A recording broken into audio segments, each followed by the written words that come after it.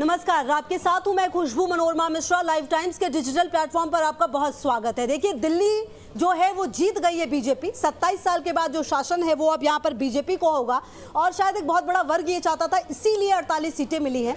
लेकिन अब सवाल क्या है कि आखिरकार दिल्ली जीतने के बाद जो वादे किए गए हैं वो निभाए कैसे जाएंगे।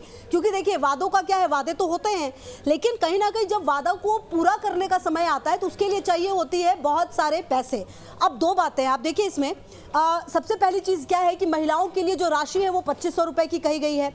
जो बुजुर्ग हैं उनके लिए भी जो राशि है उसकी घोषणा की गई थी। ऐसे में ऐसी दिक्कत लग रही है कि कहीं ना कहीं ये जो बजट है दिल्ली का उससे भी ज्यादा जो भार है वो हो सकता है। अच्छा देखिए, आप सबसे पहले समझिए कि 10 बड़े वादे जो चुनावी वादे जो बीजेपी की तरफ से किए गए थे वो कौन कौन से थे। सबसे पहला क्या है कि 3 वर्षों में यमुना की सफाई और रिवर फ्रंट का निर्माण। दूसरा क्या था, 3 वर्षों में कूड़े के पहाड़ को कम करना। तीसरा बड़ा वादा क्या था, हर गरीब परिवार की महिला को 500 रुपए में एलपीजी सिलेंडर, होली दिवाली पर एक गैस सिलेंडर मुफ्त। इसके अलावा हर गरीब महिला को प्रतिमाह 2500 रुपए की आर्थिक मदद, जैसा कि मैंने बताया आपको।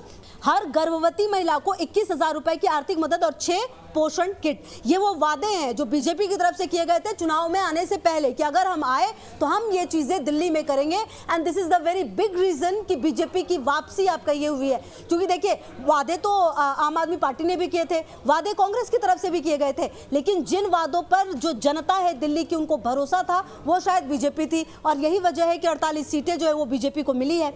अच्छा देखिए, इसके अलावा जो एक बड़ी घोषणा थी, पहली कैबिनेट में आयुष्मान भारत योजना लागू होगी, 10 लाख तक के मुफ्त इलाज की सुविधा मिलेगी। वरिष्ठ नागरिकों की रुकी हुई पेंशन शुरू होगी। 60 वर्ष से अधिक उम्र वालों को 2500 रुपए महीने और 70 वर्ष से अधिक उम्र वालों को 3000 रुपए महीने। तो ये वादे हैं। 200 यूनिट तक फ्री बिजली की बात कही गई, 20,000 लीटर फ्री पानी, महिलाओं को मुफ्त बस जैसी कल्याणकारी योजनाएं और साथ ही साथ की प्रभावी बनाएंगे इसे और भ्रष्टाचार मुक्त बनाएंगे। दिल्ली को प्रदूषण मुक्त बनाने के लिए 13,000 नई इलेक्ट्रिक बसें मिलेंगी। दिल्ली को 100% ई बस सिटी बनाएंगे। 20,000 करोड़ रुपए खर्च करके लास्ट माइल कनेक्टिविटी सुनिश्चित करेंगे। इसके अलावा ऑटो टैक्सी ड्राइवर्स के लिए तो जो घोषणा है वो की गई थी।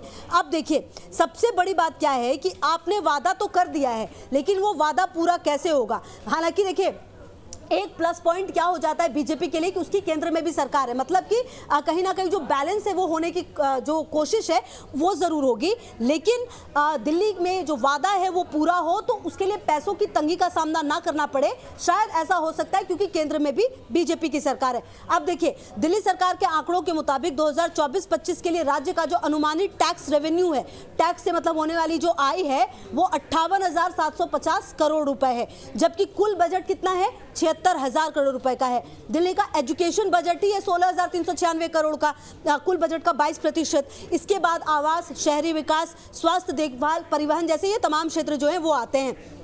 अब देखिए, अगर आप चुनावी वादों पर नजर डालें, 2500 रुपए आर्थिक मदद महिलाओं को देने वाली बात जो की गई है, मतलब सालाना 11,000 करोड़ रुपए खर्च होने की उम्मीद है सिर्फ इस योजना से।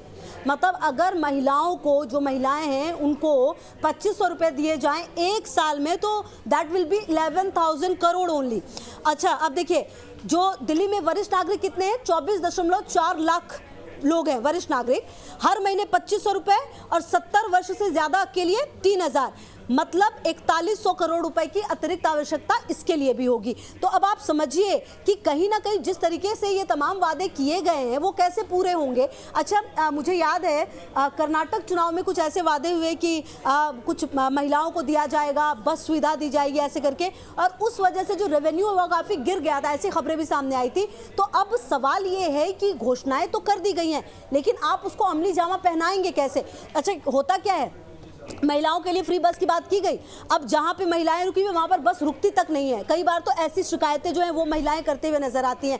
तो अब आपने तमाम वादे किए हैं, अब उनको निभाने की बारी है। लेकिन कहीं ना कहीं जो 2025-26 का दिल्ली बजट जब सामने आएगा तो देखना दिलचस्प होगा कि आखिरकार जो चुनावी वादे हैं वो किस तरीके से फ्रेम होंगे। और आपको बता दें कि अभी मुख्यमंत्री का जो चेहरा है वो भी सामने नहीं आया है और बहुत बड़ा पार्ट होगा जो वित्त मंत्रालय होगा उसको कि ये तमाम योजनाएं जो हैं वो लोगों तक पहुंचे, किस तरह से बैलेंस किया जाए। ये बहुत बड़ी चुनौती होगी क्योंकि आप देखिए कि ये फ्री बीज जिसे आप कहते हैं, ये तमाम जो योजनाएं हैं इसका बहुत बड़ा प्रभाव है कि आप सत्ता में आए हैं। आपको याद होगा महाराष्ट्र में लाडकी बहन योजना सबसे बड़ा रीजन थी शायद वहां पर सरकार बनाने की, ये बात खुद तब के मुख्यमंत्री एकनाथ शिंदे ने मानी थी।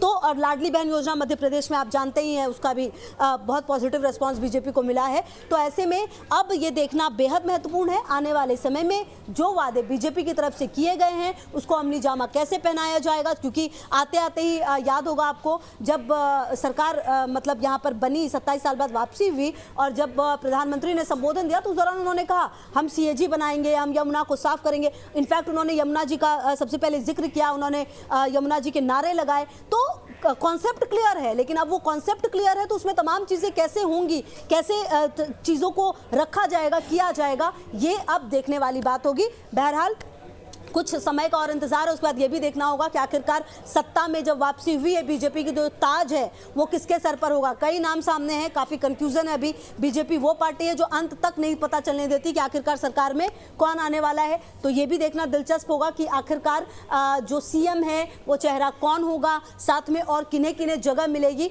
तो ये तमाम चीज़ें हैं। पीएम अभी क्योंकि विदेश दौरे पर अभी फ्रांस में, फिर अमेरिका जाएंगे, उसके बाद आएंगे, तभी ये तमाम चीज़ें जो हैं वो होंगी।